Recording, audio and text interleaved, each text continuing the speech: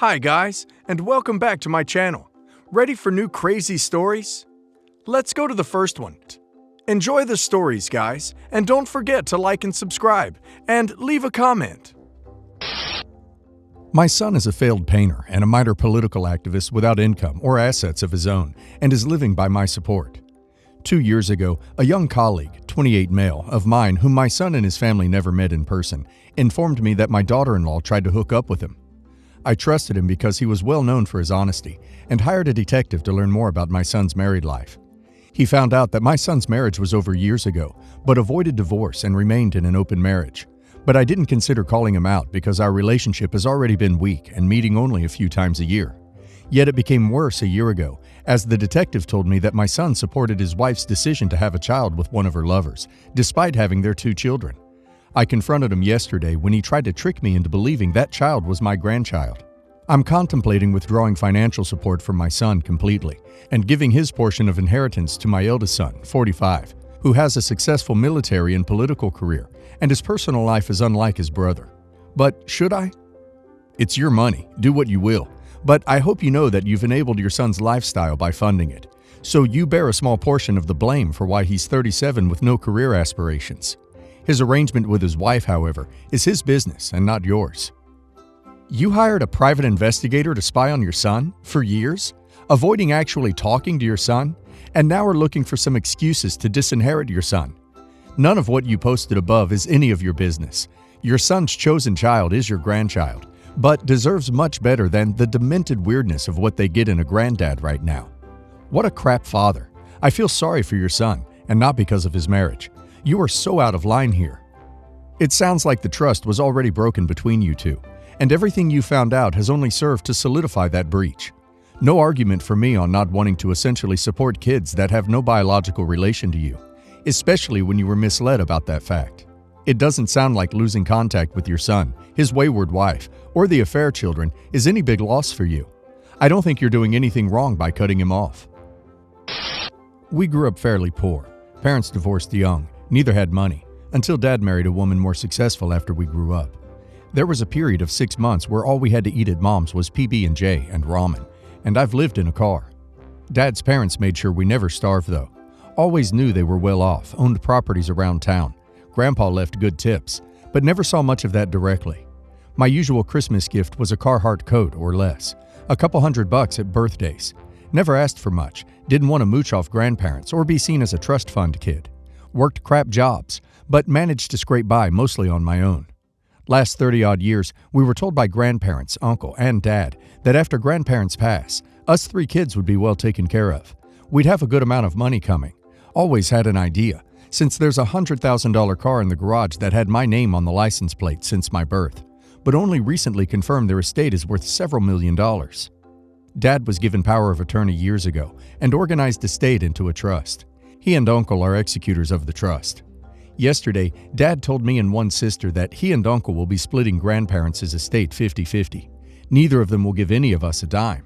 He repeatedly denied what they had said our entire lives, said there was never anything set aside for us, accused us of waiting for grandparents to die so we could live off their money, which I found hurtful. His wife owns 2 houses outright, while my house is on the verge of foreclosure. Car needs the engine rebuilt. I'm $10,000 in debt, and I need a $25,000 surgery. My pregnant sister is crashing on a friend's couch while trying to find a place she can afford. Even a bit of what she was told to expect would get her out of debt, a place, and help with her kid. Furthermore, both grandparents told us that Dad and Uncle already used their inheritance. Dad had a couple failed businesses, debt, a Harley and hot tub that grandparents paid for, and they wired Uncle large sums of money to bail him out of problems. We're angry at Dad and feel he's lying and screwing us over. Had we not been told to expect anything, we never would have expected anything. But everybody told us we'd be getting a big inheritance, so it's infuriating to find out that's all going to Dad and Uncle now. My mom verified that she heard the same all these years. Plenty set aside for us. We'd be well taken care of. Dad and Uncle already got theirs. Dad denies any of what was ever said, calling us jerks for expecting anything. He calls other sister and convinces her that we're crazy, money hungry, and making things up. She's mad at us, mad at Mom for taking our side. I tried to give Dad an out by saying, I promise you won't get screwed. I'll make sure you get something reasonable. But he wouldn't and kept saying we were the jerks and lying about what he said. We only care about money. Not the a-hole. Your grandparents, dad, and uncle are definitely the a-holes here for lying. But unfortunately, if your grandparents are still alive and already gave your dad and uncle the money, there's nothing you can do. And even if your grandparents have passed, unless you have it in writing stating they owed you something, your grandparents are free to give their money to whoever they want. Grandpa died, Grandma's no longer competent, and their estate goes into a trust before anything happens with it. Just so happens that dad and uncle middleman the setup of the trust, as dad was given power of attorney, and they're the executors of the trust. My sister and I aren't allowed to see any of the paperwork. You need to go the legal route immediately. Your father and uncle are up to something and are probably trying to manipulate your grandmother to change her will somehow. They're obviously hiding something. Don't let them get away with it. I don't believe your father and uncle for a second. You were told all your lives you will be getting money, and the two people who weren't supposed to receive anything are now in full control? No, not buying any of it. My parents were married and had me, 16 female, and my brother, 18 male. My dad had an affair with Kate, and Mom and him divorced. Ellie, 11 female, was the result of the affair, and Tommy, 9 male, was born when Dad married Kate. A year later, Kate died. My dad's family rallied around my half-siblings and tried to make up for the loss of their mother. My mom shared custody of me and my brother with my dad. He had asked her to include Ellie and Tommy in her life after Kate died, and even told my brother and I a few times that they would be coming to Mom's with us, and she'd be their mommy now too. My mom never did take Ellie or Tommy into her home. I don't think she's even interacted with them. When I look back at moments where everyone was present, she was always on one side with her family, and Dad was on another side with his and my half-siblings. Ellie and Tommy, as they have gotten bigger, have expressed all the emotions you might when you don't have a mom, but you sometimes share a home with kids who do. They get jealous, sad, frustrated. They have asked us to share Mom with them. They have wanted to come along when they hear Mom is taking us on vacation. They've wanted us all to spend Christmas together, all kinds of stuff. They also just have Dad's side of the family, since none of Kate's want to be in their lives. But we have both sets of grandparents and aunts and uncles involved in our lives. A few times over the years, Dad or my grandma or uncle have asked me if I don't dislike that my mom wouldn't open her heart to kids who are part of my family. I always said no, because they are not her kids, and so it doesn't make sense to me that she would. My dad wanted to try and get my half-siblings' wish to come true for a Christmas where we're all together, which would include my brother and I and our mom. Mom said no. She did not engage with him beyond her no. Ellie and Dad then tried to get me to talk Mom around, and I said no, and I told them I did not want to talk her around. Ellie got upset hearing that and left. Dad and my grandparents then cornered me later and asked me how I can say that when I know Ellie and Tommy feel left out and that they crave mothering. I told them I don't care if they feel left out because it's not my mom's job to mother them, and I would never expect her to do it, and since one can't be fixed without the other thing happening, i.e., them feeling left out can't be fixed unless they feel they now have a mom in my mom, then I realize it's not going to happen. They told me my mom could and should have love for them as their children's siblings. I told them Dad should have thought about that before he cheated on her and got another woman pregnant while he was still married to Mom. Am I the a-hole? I think the only a-holes are your father and any family member who would put into those kids' heads, they are only 11 and 9, that your mother should have accepted and loved them as they were her own. I get you saying it to them, but you gotta understand that those kids have been brainwashed to believe your mother owed them something. Those kids need therapy and to be removed from your father's care because he's doing a lot of damage with his BS. Not the a-hole. As much as I feel sorry for the kids who have no fault they were the result of their father's affair, your mom shouldn't be pressured to mother them precisely because they are the result of the affair. If your dad is so desperate for them to have a mom, he should remarry. Not the a-hole. I don't get why families act like this. Your mom has no responsibilities to those kids whatsoever, and everything you have said about this situation is correct. Hold your ground, OP. This is so unfair on you and your mom for the way they are treating you. I hope they stop soon, otherwise they really are going to damage your relationship with one another. The way my work holidays work is simple. You are entitled to up to 6 weeks any point throughout the year as long as they are available. More than one person can be off at a time, but there are restrictions. For example, 2 part-time staff can be off together, along with 1 full-time person.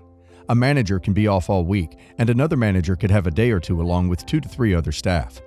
What I need to emphasize is that nobody gets special privileges, whether you are a manager or a parent or whatever.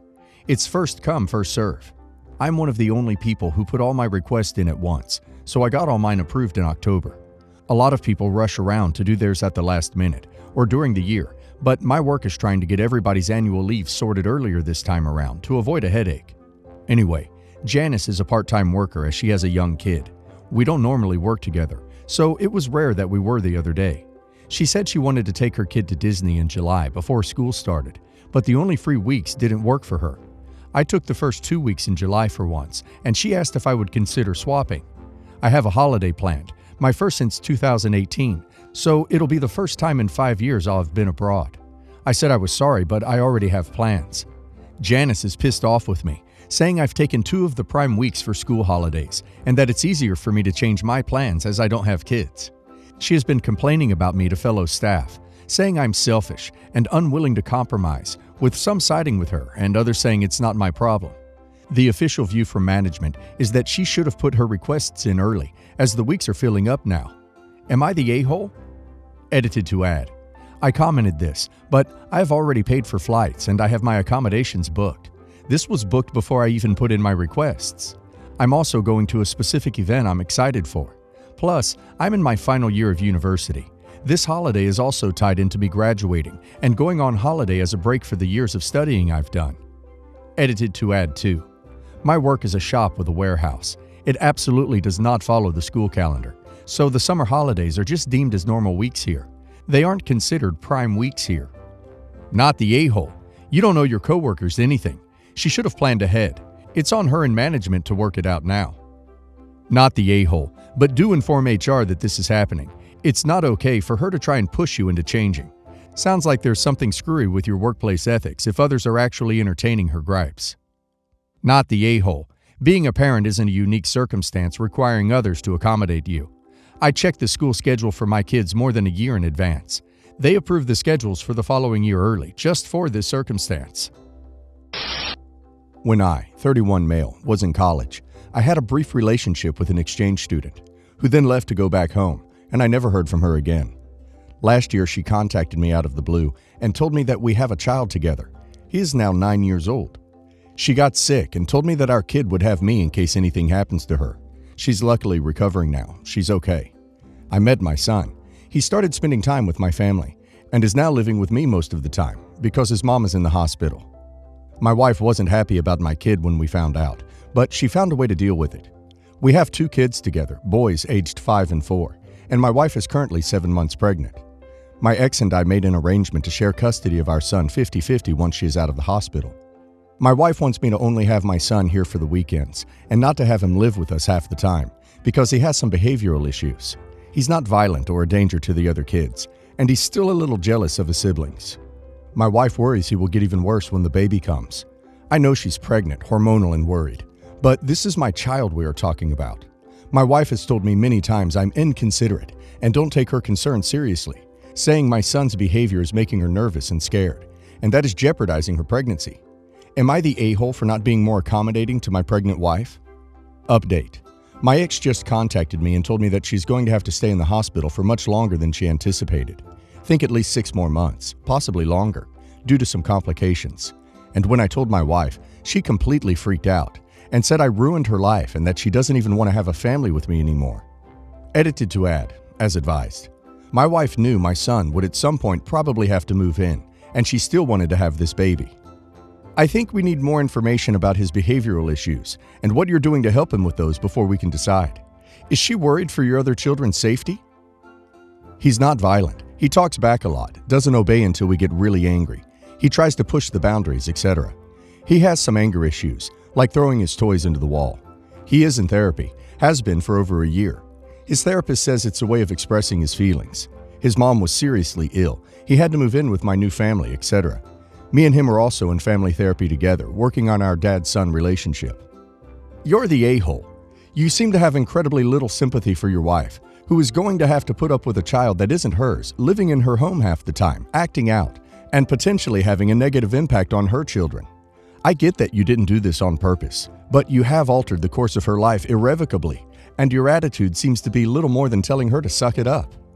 You're the a-hole. I understand her point of view because she didn't sign up for this from the beginning. Not everyone wants to be a step-parent. She might not even have married you if you were a single father before she met you. You have to compromise here, or it could easily happen that she leaves you. You mentioned that the boy's mom is an exchange student from another country. So how will you share 50-50 custody in this case? Will she move to your country? She already moved to my country and is planning to live in this town once she gets out of the hospital. So not only did your wife get thrown a stranger's kid on herself, your past lover is moving close? She may be scared you want to go back together or that the other woman wants to steal you. Don't think about her arguments as hormonal and listen. Truly listen to what she is saying and try to find a compromise.